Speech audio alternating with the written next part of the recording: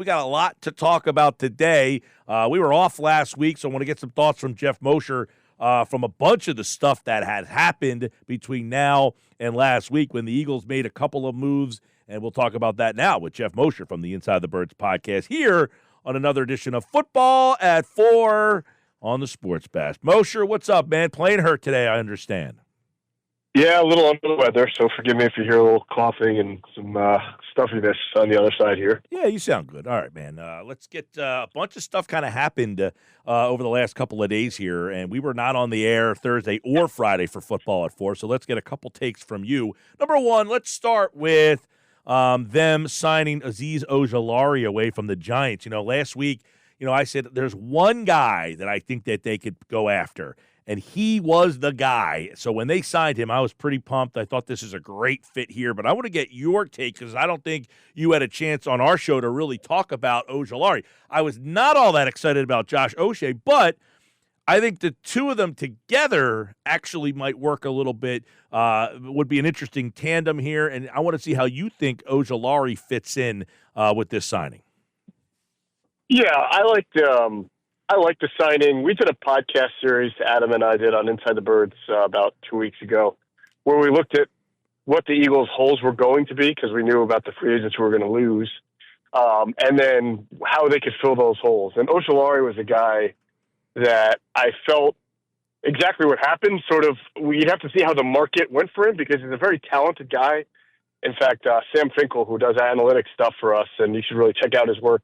We did a podcast on it.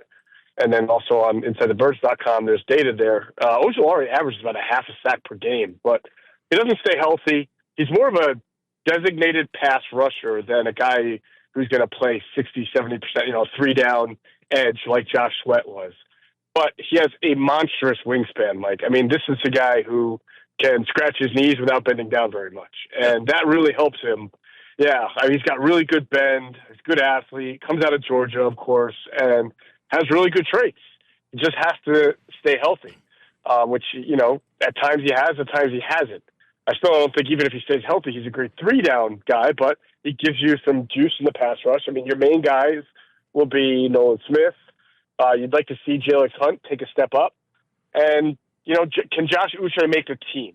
I think some people are excited about Uche. There are certainly some advanced data and metrics that Sam pointed out in the pods that are favorable, and there are some that make you think that he may not cut it. Can both of those guys make the team?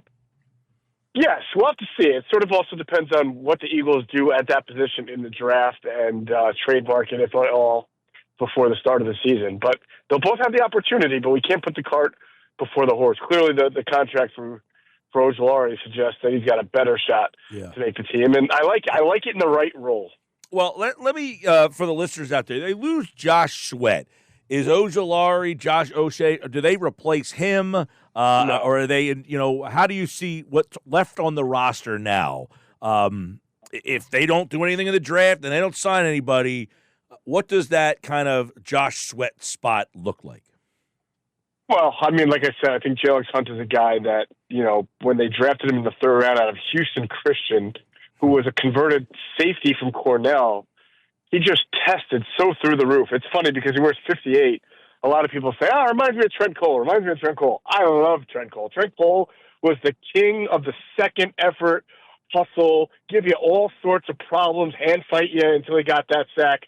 He was not the athlete that J.L.X. Hunt. J.L.X. Hunt is like a body beautiful, can jump through a gymnasium, can, run fast because he used to be a safety. And, when you have a player like that, you have to develop the actual pass rush plan. You have to develop the senses, the instincts, the understanding of the position. And the fact that they were able to do that in year one to an extent, and I actually thought, Mike, and Greg Cosell backed us up on this in the tape study, that his run defense was even pretty good. I mean, this guy looked like he could be a three-down, for the most part, edge rusher in the NFL for a long time, as long as he continued to learn the position, get better, improve. And I would think that if he does, his trajectory takes him that way, he and Nolan Smith will see the dominant snaps at the edges. But the Eagles can't think that way, and that's why they're adding as much as they possibly can, which is the smart thing to do. But I really do think I don't think Ojulari is a replacement for Sweat, nor is Uche, because Josh Sweat was a 3-down edge rusher who was a very good run defender outside of like the collapse last year when everybody was kind of just not buying in. But clearly a really good run defender, a speed to power pass rusher, gave everybody a lot of fits for several years. That's not replaceable by a couple of 1 year, designated pass rushers. Yes, part of the question is, are they in that mix? Let's say Ojulari is healthy and he's playing his best. I mean, would you say, yeah, then maybe he is getting enough snaps to be in that position? Well, I mean, as VicFangio showed last year, at linebacker, at defensive edge, defensive end, even tackle, it's a meritocracy. He's not going to play you, ask Bryce Huff, if you're not getting the job done. Yeah. But if you are getting the job done, he'll play you. So if Azeez Ojulari looks like the second coming of Lawrence Taylor, then he's going to see a lot of snaps. Well, I guess he's another guy. He's another guy in that. Is he? So would you say it's Hunt, Huff, Ojulari, Oche, and like the top two you guys are rotating, or are they not like in the same mold? I would say there's a lot of questions left to be answered before they go into the season. But as we sit here today, as long as he comes back from the tricep tear, okay, you got Nolan Smith on one edge and Jalix Hunt on the other edge. And then the other guys that they bring in, or at least on these 1 year deals, they're trying to make the team. And if they do, then you can see some rotations, some platooning. But you want your first down and second down edges to be able to stop the run. Yeah. And I think Smith and Hunt right now look like your best ones. All right, we're talking with Geoff Mosher. They signed Azeez Ojulari and Josh Oche. That was, back earlier in free agency. Ojulari was right before we left to go away. So that's what's happening on the edge there. So we'll see how that kind of plays out. I found that interesting. Then Brandon Graham officially retired. So they've now lost 2 edge rushers that they need to replace. Lane Johnson got a restructured contract. It seems like they've kicked the can down the road with him for years, but this isn't a proverbial kicking the can down the road. This is an actual guaranteed money situation. So in an offseason, Geoff, where they have been trying to save cash, they approached him with an additional $30 million. He's going to be here for 3 more seasons. Yeah, because Lane Johnson has come out and said he can play that long, and when you play that long and you play at the high level that he's played at, you deserve, and he's arguably the best offensive tackle in the league. Then you got to guarantee his money and make him happy, or else you don't want to avoid situations like the Niners had with Trent Williams for a while. The Eagles are pretty good about that. If you are a player playing at the highest level, even more recently, right, and even at your age, Jason Kelce kept re-signing on these 1 year deals that were fairly commensurate with the top market money for center, as he should. So no reason to think that Lane Johnson can't play for another couple of years as long as he's willing to do it. He's in great shape. Yeah. And that doesn't mean that the Eagles will not look for an eventual successor in the draft. Start him off wherever you have to, or wait a year or two and then slide him in. All right. I don't think anybody's has anything to say negatively about approaching him, giving him 3 extra years. But keep this in mind now. Fred Johnson is now gone. Mekhi Becton is now gone. If you put Steen into the right guard spot, you need a new swing guard, essentially. And now it looks like you need a new swing tackle. While the Eagles' offensive line will be pretty good starters, are we concerned about the depth? If they had to start the season today, yes. Correct. But the one thing that we're never concerned with is, are the Eagles thinking about depth on the offensive line and the drift? Well, do they have guys in-house that they said, you know what, Fred Johnson we like, he's a veteran, he played, they won 5 games with him as the starter. But if he walks out the door, we have a guy that we think, because one of the themes of this offseason has been, guy walks out, we think we have a guy that can replace him. Do they have a guy here that could be a swing guard, swing tackle? Well, they have a guy that I imagine they're going to give that opportunity to, along with anybody else they might bring in. Wouldn't shock me if they brought in a veteran swing tackle or even drafted an offensive tackle pretty high in the draft to eventually be a successor and then start him off as a swing. But Darian Kennard is a player that, if you remember, they signed him off the Chiefs last year, practice squad, and he played like 2 entire preseason games. When do you ever see a guy play entire preseason games? And he played every snap at right tackle for 2 games. And when he was with the Chiefs in his last year, he was drafted as a tackle in the fourth round. Didn't see the end of his rookie deal. They brought him back on the practice squad, practiced him at guard. And the Eagles, I was told, brought him here to kind of look at him as a right guard / right tackle. And just the way things wound up with Becton and Steen, his place wound up becoming right tackle because they didn't need any bodies at right guard at that point. So he wound up being right tackle again. I wouldn't be surprised if they try to cross train him at left tackle. I don't know that he's the athlete for that. He's probably more like the Jack Driscoll right guard, right tackle. They drafted Trevor Keegan. He's a left guard. They'll probably wind up trying to cross train him left and right guard, like they did with Sua Opeta years ago. Mm-hmm. But again, I definitely think that they will look for a veteran swing tackle like Fred Johnson in free agency if there's one out there that they like. And it is a bargain. It's a buyer's market because there's a lot of guys with that experience. I'm not saying they're all great, but there's enough guys you can pick from that you might like. And then the draft, I'm sure, will offer them some other options.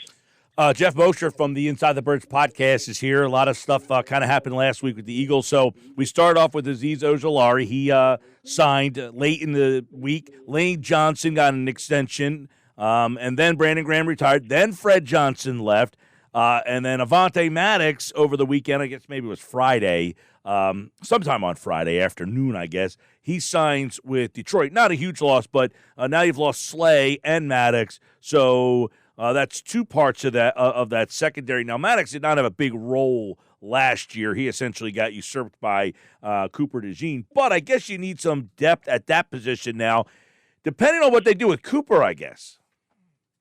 Yeah, it's our understanding they would like to leave Cooper at nickel, at least for this upcoming year. But that's interesting.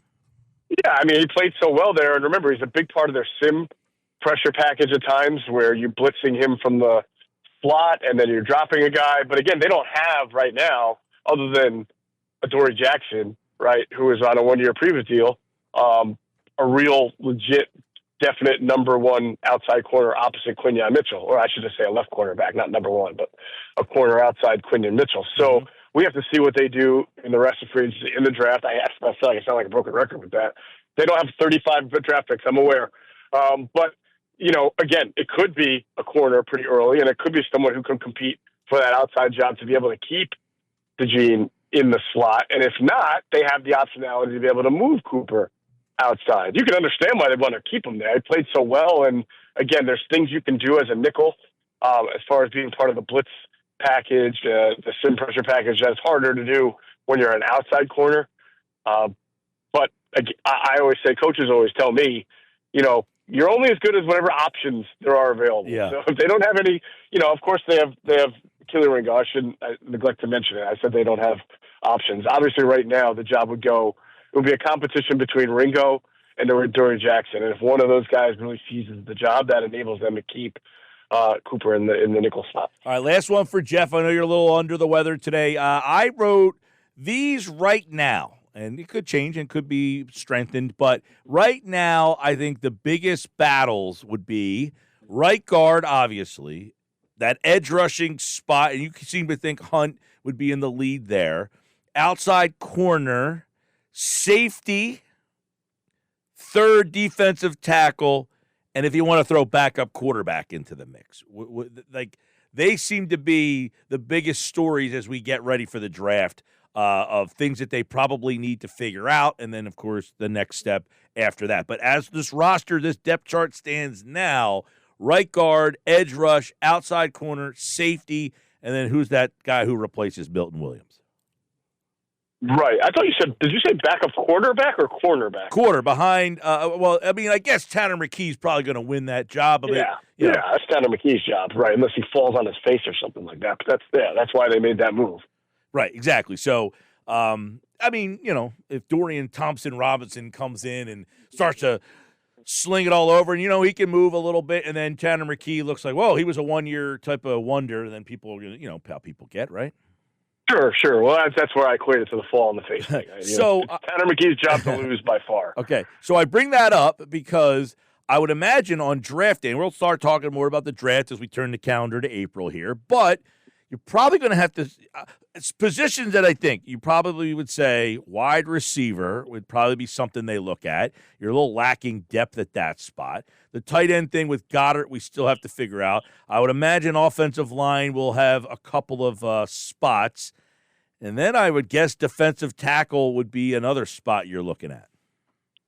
I think the Eagles have made the type of moves, Mike, where they kind of consistently do this, right? Where there's no position that they value that they're going to have to reach for in the draft. Like, if it's a great defensive tackle, it's a great offensive tackle. Even though they don't need, right now, theoretically, an offensive tackle, they'll plan for Lane's successor. And if they get to where they're picking or they trade up or that, whatever, and the best player on the board is an OT, they'll take an OT. If it's a corner, they'll take a corner. So they're going to be a tough team, I think, to project this year, because I really do think that they can go any position in the draft and be cool with it. Yeah, I know. Plus, they never actually drafted their own slot anyway. So that's true too.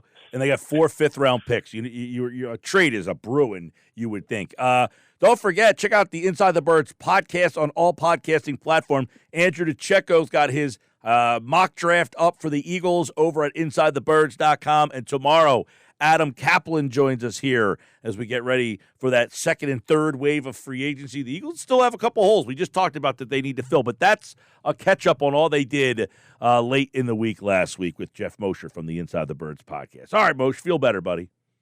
Thanks, man. Appreciate it. All right, there's Geoff Mosher, of course, from the Inside the Birds podcast, and that was Football at 4 here on the Sports Bash Live on 97.3 ESPN